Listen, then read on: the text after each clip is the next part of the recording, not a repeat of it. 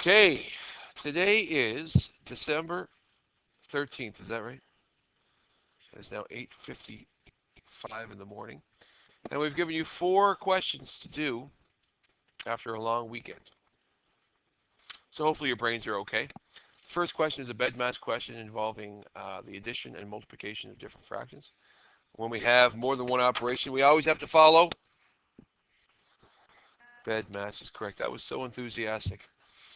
So BEDMAS means we need to do our multiplication before we do our addition. So it's going to be 3/5 plus the product of 1/2 and 7/8, which of course we know means half of 7/8, right? Half of 7/8. So if I was to find, that's not working very well, half of 7/8. So we know it's going to be less than 7/8 because it's going to be half of that. And when we multiply our numerators, we get 7. We multiply our denominators, we get 16. And 7/16 is half of 7/8. So that makes sense because it's smaller than 7/8. Now that we have that, we're like, oh God, our denominator is going to be 80, I believe, isn't it? How many were able to figure out that 80 was your common denominator? That's your lowest common denominator. There's other ones, but the easiest way to actually get that would just be to multiply 16 and 5 together, and you get 80 as a common denominator. Once you get that, you're making your equivalent fractions. You did 5 times 16 to get 80. So then therefore 3 times 16 creates the equivalent fraction. So 3/5 and 48/80ths are equivalent fractions. And just to kind of reiterate, if you were to take 3 and divide it by 5, you get decimal 6. Now, if you were to take 48 and divide it by 80, guess what you're going to get? Decimal 6 as well. So both represent the same number. They both represent 6/10 or 60%. If you had 3 out of 5 on a test, you get 60%. If you had 48 out of 80 on a test, you get 60%, and so on and so forth. Here you multiply both by 5 to create the equivalent fraction. So you have 35/80ths, which means when you add those together, add your numerators and keep your denominator, you would have 83/80ths as your final answer, which is an improper fraction representing something more than 1, which when you reconfigure it back to a mixed fraction, it would be 1 and 3/80ths. Your second question is an integer question, and again, it's also a BEDMAS question. And really, if I was to write this question in a different way, I could put square brackets around it, do this first, and then once I'm done, I'm going to divide my answer by -2. Those are the exact same question, just shown a different way. Let's keep it this way. BEDMAS within the brackets will be -5 plus +24. And when you combine 24 positives with 5 negatives, you get 19 positives. So our brackets, or our numerator in terms of our simplification of the above question, is +19. And a +19 divided by a -2. 20 divided by 2 is 10. 18 divided by 2 is 9. 19 divided by 2 is 9.5. Will it be a positive or negative? Most certainly, because of our integer sign rules.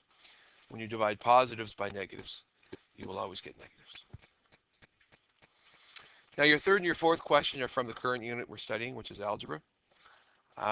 Question number 3 is actually from 10.3 on positive and negative fractional coefficients. So here we have -3 is equal to 5 minus half of x. Our constant is the first thing we always like to isolate, and that's +5. So I'm going to subtract 5 from both sides. -8 equals, now how do I want to rewrite this? It's a -half of x, and given all 3 ways you can do it, Hayden, what's the most appropriate way to write -half of x if I'm isolating the variable?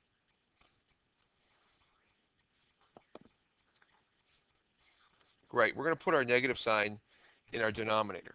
You could have it any place that you want because that's still -half of x. But by placing it in the denominator, it allows this next step to isolate the variable right away. I'm going to multiply both sides by -2, and I have x equals a +16. And our last question is a distributive property question, the one we're currently working on. When we think about what this means, it means 2 groups of x minus 5. So if this is x minus 5, right? If that's x minus 5, what this, I'm going to clone it. What this 2 right here means is I'm going to double that amount. I'm going to multiply whatever's in the brackets by 2. And in this case, it's x minus 5. So if I look at the picture, if I doubled x minus 5, what would I get? 2x minus 10. So from a drawing standpoint, that's really easy to see. I get 2x minus 10. But what we have to do without drawing it is we put our expansion arrows here and say if I'm going to double x minus 5, that means I'm going to have 2x's, which is represented by the algebraic term 2x. I'm going to have two negative 5s, or positive 2 times a negative 5, which is negative 10. So really what I'm doing is I'm just multiplying that all out. And that's going to equal a negative 10.